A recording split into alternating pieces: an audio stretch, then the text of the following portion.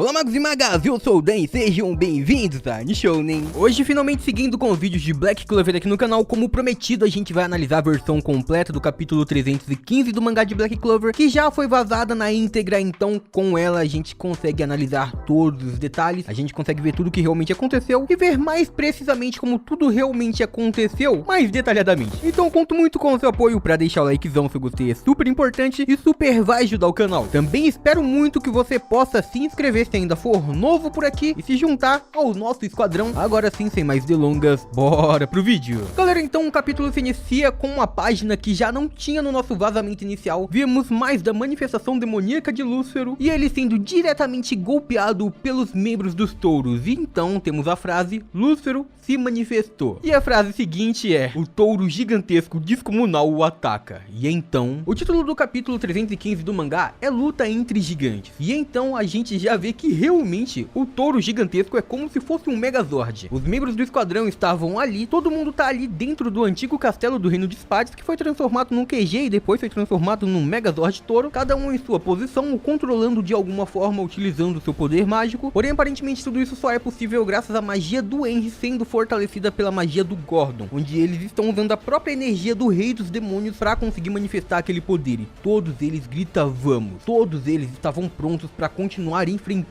aquele demônio. A gente vê então que o Luke, ele consegue se concentrando muito em encontrar o Capitão Yami e também o Capitão do Alvorecer Dourado. Eles estavam ali no meio e então eles pretendiam atacar diretamente aquela parte. Vimos então que eles fazem um grande ataque como se estivessem agarrando o Lúcifero e eles desesperadamente tentam salvar o seu capitão. E é nesse momento que a gente vê que surge o Knight já transformado, ele já estava utilizando o seu poder demoníaco e ele tá bem surpreso. E também ele não acredita no que está vendo, realmente era Lúcifero. E o Knight a partir deste momento é usado pelo autor para trazer pra gente as explicações do que realmente estava acontecendo. Ele diz que Lúcifero se uniu em um só com a árvore de Qliphort, com o advento de Qliphort, e ele estava se manifestando usando a sua habilidade de possessão. Então o Knight também começa a dizer que isso significa que o William Vengeance e o Capitão Yami, eles são todo o núcleo dessa possessão que estava acontecendo. Essa manifestação ainda era incompleta. E então se eles conseguissem salvar os dois, eles assim teriam a manifestação de Lúcifero de uma vez por todas. Basicamente eles teriam a vitória contra o Rei dos Demônios, porém o Knight sabe que isso não é muito fácil de se fazer não. Realmente seria muito difícil conseguir o vencer, porque mesmo não tendo seu poder integral, ele ainda era muito poderoso e ainda não estava nem mesmo atacando os touros com a sua magia. Pelo menos não inicialmente, afinal começamos a ver todo aquele QG sendo completamente destruído. A gente via destroços do QG dos touros indo pra cima, ou seja, efeito gravitacional. Enquanto isso eles continuavam pressionando o Lúcifero, que estava furioso naquele momento. A gente conseguia perceber isso pelo modo em que ele agia naquele ataque. Mesmo assim todos continuavam se esforçando. Enquanto isso, Knight continuava pensando que aquela manifestação, mesmo incompleta, ainda tinha um grande poder mágico. E não importava o quanto de poder que eles continuassem absorvendo, parecia que não teria limite, seria quase impossível de realmente o parar. Mesmo assim, todo mundo estava se esforçando, todos eles estavam lutando juntos, acreditando que eles poderiam vencer Lúcifero e dessa forma salvar o seu capitão. Knight então começa a fazer uma análise geral do que estava acontecendo, assim como a gente teorizava. Aparentemente a magia dos touros estavam ali sendo utilizadas em conjuntos naquele touro gigantesco. Dessa forma, a magia da Vanessa, por exemplo, ela estava sendo utilizada, o gatinho Rogue, para proteger o centro da base. Dessa forma, ela não poderia utilizar de outras maneiras para também ajudar o combate e também impedir movimentações do Lúcifero. Então a previsão era de uma possível derrota, porque nesse ritmo eles não conseguiriam pegar magia o suficiente de Lúcifero. Dessa forma, o Rei dos Demônios se tornaria cada vez mais forte, até que em algum momento ele se torne invencível. Mas todos os membros do esquadrão diziam que eles não poderiam continuar assim, eles tinham que acabar com isso logo, com isso rápido, eles tinham que conseguir vencer. Knight dizia que não poderiam permitir que o Rei dos Demônios seja liberado neste mundo, porque assim como ele falou anteriormente, este seria o fim. Se Lúcifero realmente conseguir escapar, tudo acabaria completamente. A gente já tá vendo isso desde bem os capítulos que foram adaptados em anime. Antes deles irem pro reino de Spades, a gente já sabia que se Lúcifero escapasse seria o fim de tudo. E então neste momento a gente via fora do castelo do reino de Spades, que já não existe mais, todo o reino de Spades estava sendo empurrado por uma grande força gravitacional. Eles estavam sendo prensados contra o chão e eles se perguntavam o que estava acontecendo, diziam que não conseguiam mexer o seu corpo, eles não tinham mais o que fazer. Naquele momento eles só podiam assistir ao fim se aproximando. E realmente era isso que parecia, a visão que eles tinham era assustadora. Eles estavam vendo a manifestação do Rei dos Demônios, todos os demônios que antes que lutavam contra eles agora estavam unindo sua força e se tornando um ser invencível, um ser imbatível. Porém, alguns deles ainda conseguiam se mover. Alguns conseguiam passar pela força gravitacional e continuavam tentando lutar. Os demônios que conseguiram escapar, que tentavam se comprimir e tentavam atacar por fora, estavam sendo completamente destruídos. Afinal, víamos ali Mereoleona e também Fuegoleon utilizando o poder da salamandra. Os dois estavam agora lutando juntos para salvar todos aqueles que estavam sendo afetados pelos poderes de Lúcero. Eles estavam animados naquele momento, eles estavam dedicados naquele momento. Eles queriam salvar o mundo. Todos os magos que foram para o reino de Spades estavam de alguma forma tentando salvar as pessoas que viviam ali. E mais uma vez os magos do reino de Spades se surpreendem muito. Naquele reino haviam magos poderosos, magos que possuíam inclusive poderes demoníacos, porém Mereoleona, Fuegoleon,